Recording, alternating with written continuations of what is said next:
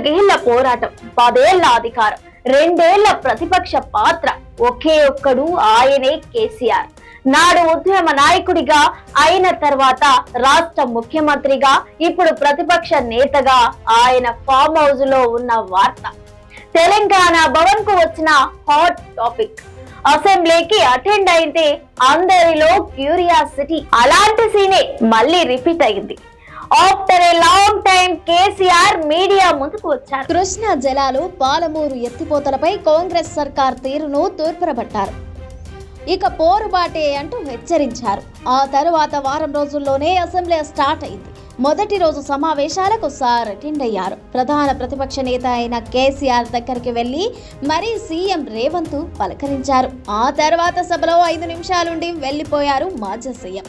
దీంతో కేసీఆర్ సభకు ఇలా వచ్చి అలా వెళ్లిపోవడంపై ఆసక్తికర చర్చ జరుగుతోంది. ఇంతకు జనవరి 2 నుంచి జరిగే అసెంబ్లీ సెషన్ కు కేసీఆర్ వస్తారా రారా అన్నది హాట్ టాపిక్ గా మారింది. ఈ నేపథ్యంలో నందీనగర్లోని తన నివాసంలో ముఖ్య నేతలతో సమావేశాలు నిర్వహిస్తూ శాసనసభ వేదికగా సర్కార్ను ఇరకాటంలో పెట్టే ప్లాన్ చేస్తున్నారట గులాబీ దళపతి. అటు సర్కార్ కూడా జనవరి 2 నుంచి జరిగే అసెంబ్లీ సెషన్లో కృష్ణా గోదావరి జలాలు, పాలమూరు, రంగారెడ్డి ఎత్తిపోతలపై చర్చకు సిద్ధమవుతోంది. అసెంబ్లీ ఎజెండాను కూడా ఫిక్స్ చేసింది. జనవరి 2న కృష్ణా, 3న గోదావరి బెసిన్పై మంత్రి ఉత్తమ్ కుమార్ రెడ్డి సభలో పవర్ పాయింట్ ప్రజెంటేషన్ ఇవ్వనున్నారు.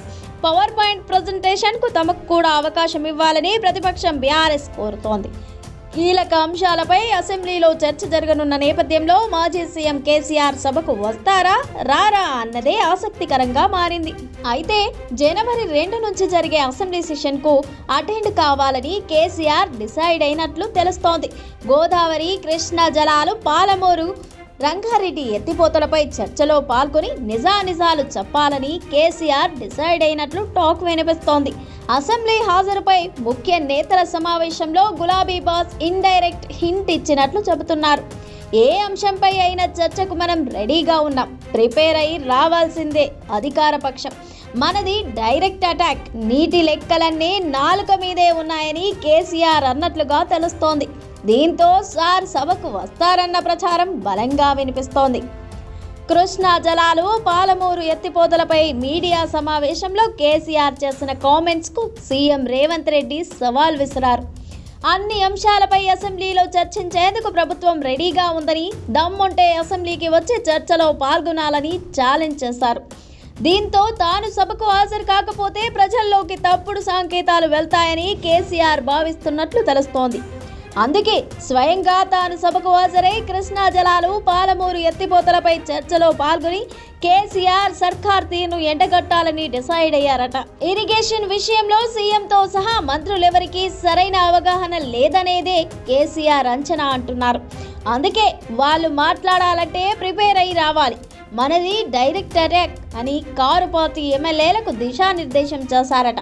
మొత్తం అసెంబ్లీ సెషన్ కు కాకపోయినా నది జలాల, పాలమూరు ఎత్తిపోతలపై చర్చకు మాత్రం తాను తప్పకుండా అటెండ్ కావాలని కేసీఆర్ భావిస్తున్నట్లు తెలుస్తోంది. కేసీఆర్ అసెంబ్లీకి వస్తే విమర్శలు, ప్రతి విమర్శలు, వాగ్వాదాలు, సభ ఎంత ఇంట్రెస్టింగ్ గా కొనసాగుతుందో చూడాలి మరి.